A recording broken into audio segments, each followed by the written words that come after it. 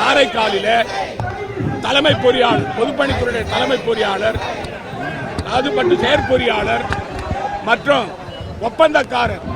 ஒப்பந்தக்காரர் லஞ்சம் கொடுக்கும் போது தலைமை பொறியாளர் லஞ்சம் வாங்கியதை சிபிஐ ஆனது கையும் களவுமாக பிடித்த உடனேயே புதுச்சேரி மக்கள் மத்தியில் இந்த ஆட்சியில் பொதுப்பணித்துறையிலே இமாலய ஊழல் நடைபெறுகிறது என்று மக்கள் புரிந்து கொண்டார்கள். சட்டமன்றத்தில் நம்முடைய சட்டமன்ற உறுப்பினருடைய குரல் வலை நெரிக்கப்படுகிறது.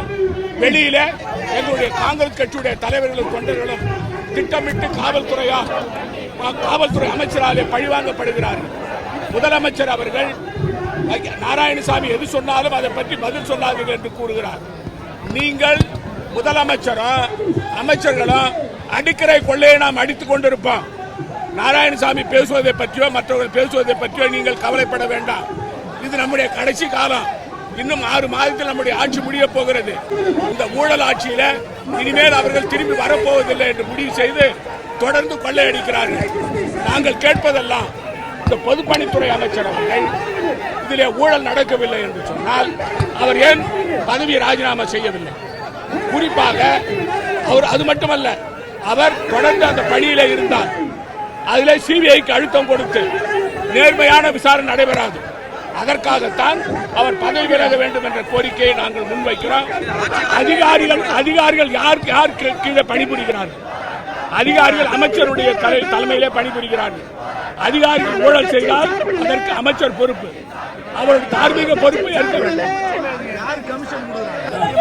அதாவது நான் கேட்கிறேங்க, பொதுப்பணித்துறை அமைச்சர் சொல்றாரு இல்லையா, எங்க துறையில ஊழலே இல்லைன்னு.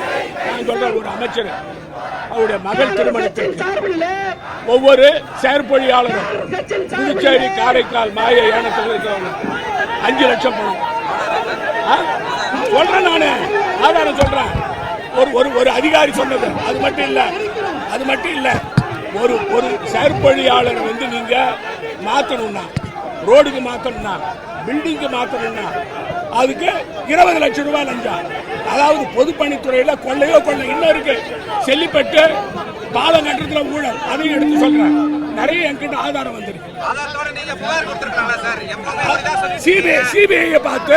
சிபிஐ பார்த்து எங்களுடைய புகார்களை கொடுப்போம்.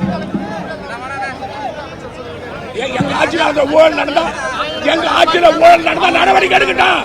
இவங்க ஆட்சியில் ஊழல் நடந்தா நடவடிக்கை ஏன் தடுக்கிறீங்க? நாங்க தவறு செஞ்சிருந்தா எங்க பேர் நடவடிக்கை எடுங்க. உங்களுக்கு தெம்பு தராணி இருந்தா உண்மை. நான் சொல்றது நான் ஊழல் பண்ணியிருந்தேன். எங்களுடைய அமைச்சர்கள் யாரு ஊழல் பண்ணியிருந்தாலும் நடவடிக்கை எடுங்க.